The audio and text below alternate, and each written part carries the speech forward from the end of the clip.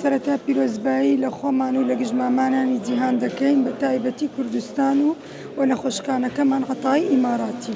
وەڵاهی سەرەتا داواکاریمان ئەوەیە زیاتر پەرە بە مامانەکان بدرێ، مەسەلەن لە ڕووی خوێندنی و مازستەر و دکتۆرا و ئەوانە، بۆ دابینکردنی مامانیش لە کاتێکدا ئەمە زۆر پێویستمان بە مامانە، چونکە مامان چینەکی کۆمەلگایە و دوو ڕۆحیشی لە بندستیە، مەسەلەن دایکەکە و بەیبیەکە هەردووک لەسەر مامانیە، چەند پەرە بە مامانی بدرێ باشترە. کێشەکان یەکەم کێشەمان ئەوەیە کەمی